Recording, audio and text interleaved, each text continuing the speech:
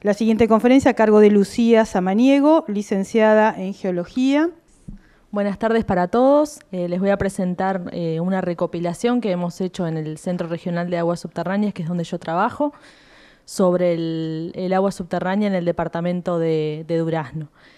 Primero contarles que este centro donde yo trabajo, el Centro Regional para la Gestión de Aguas Subterráneas, se formó en el año 2015 a partir de un acuerdo entre UNESCO y el BOTMA, el Ministerio de Vivienda, Ordenamiento Territorial y Medio Ambiente. Bueno, para hacer esta recopilación se tomaron en cuenta diversas fuentes, por ejemplo, la Dirección Nacional de Aguas, la Dirección Nacional de Minería y Geología, OCE, MEVIR, PRENADER y el Fondo de Desarrollo del Interior. En total se contaron con 714 perforaciones dentro de todo el departamento de Durazno. Allí podemos ver ubicadas las perforaciones a lo largo del departamento. Y bueno, para comenzar, contarles un poco de la geología del departamento, donde vemos que no es uniforme en el territorio, sino que se encuentran varias unidades geológicas, algunas en roca dura, como el basamento, que lo vemos acá, en colores rosados, la formación Arapey, que son basaltos, allí en verde, y lo demás sí, son sedimentos. Acá el llamado Grupo Durazno, la formación San Gregorio y los sedimentos cretácicos. Esto es más o menos para entender lo que les voy a mostrar luego de que la geología de la zona define el perfil constructivo de los pozos. Entonces, principalmente tenemos dos tipos de acuíferos en Durazno. Los porosos, que son los que están realizados en sedimento, y los acuíferos fisurados, que son los que se forman a partir de las fracturas del basamento o del basalto, donde el agua corre a través de esas fracturas.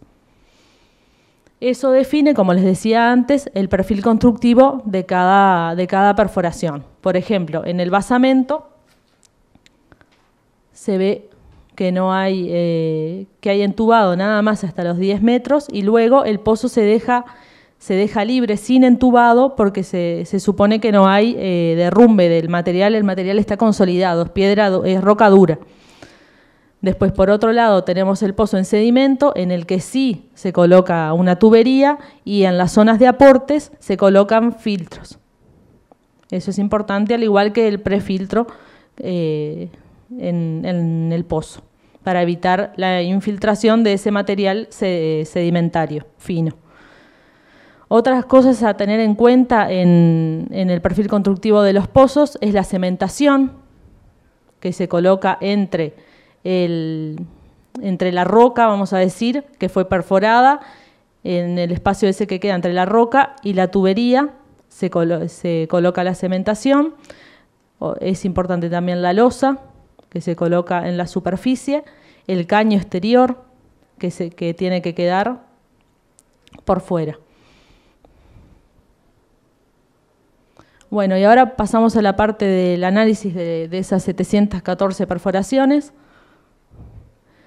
En principio, analizamos los caudales que se encuentran en las perforaciones. Como vemos, hay una cantidad de pozos secos que hay que tener en cuenta que los pozos secos generalmente no se registran o no se toman en cuenta. Entonces puede ser que el porcentaje sea mayor que este 7% en el total, pero como no se registran no tenemos de dónde sacar esos datos. Y podemos ver que la mayoría de los pozos dan un caudal entre 1 y 3 metros cúbicos por hora.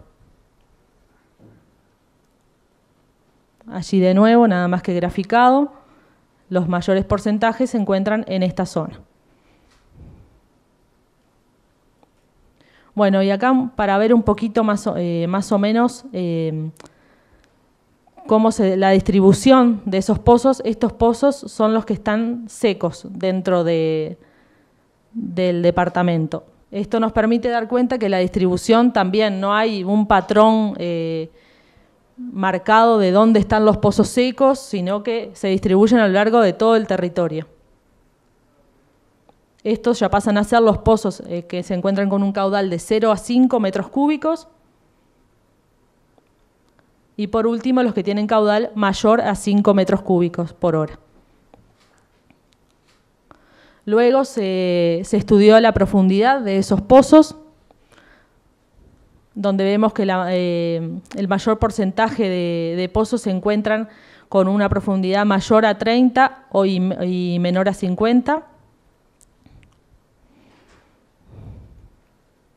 Allí lo mismo. Y en este mapa lo que quisimos demostrar es, bueno, los colores más claros son los que tienen menor profundidad y los más oscuros los que son los pozos más profundos, que también, al igual que en el caudal, no existe una distribución marcada, sino que está todo mezclado. Eso también tiene que ver con distintas variables, por ejemplo, que no muchas veces se cuenta con estudios hidrogeológicos al marcar los pozos. Entonces, a veces, en el caso del caudal, ¿no?, se perfora hasta el primer aporte, que no siempre es el de más caudal, y no se llega a otros posibles aportes que pueden dar mayores caudales.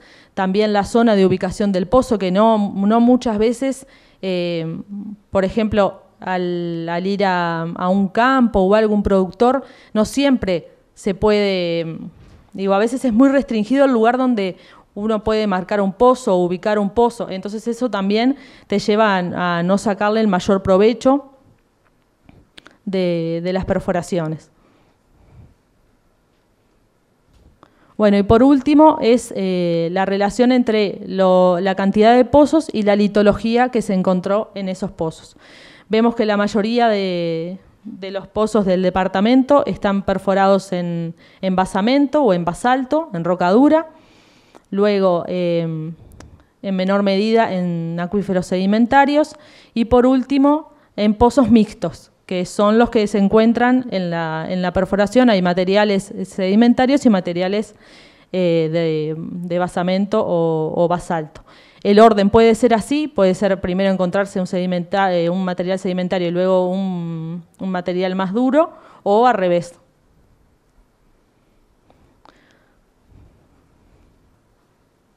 Y por último quería hacerles comentarles nada más sobre la importancia de la protección de los pozos. Ya algo les comenté con el perfil constructivo, pero acá para ver algunos ejemplos. Por ejemplo, aquí la necesidad de la losa, falta la losa de protección, que evita que la contaminación pase entre la pared que les había comentado de la perforación y la tubería, evita que se infiltren contaminantes por allí. Además, en este caso el pozo se encuentra destapado, es importante que siempre esté tapado el pozo para evitar infiltraciones también por la boca del pozo. Acá lo mismo, tiene losa, pero no se encuentra tapado. No te preocupes, no los conoces. No los conoces. No te preocupes. Bueno, también vemos el mal estado de las instalaciones.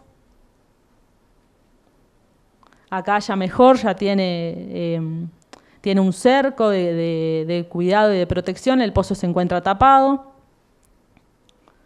Y por último, lo cual sería lo ideal, una caseta con el pozo, con un cerco de protección, también para evitar, por ejemplo, el pasaje de los animales, que muchas veces también se rascan en las bombas o en las tuberías. Esto sería un buen caso.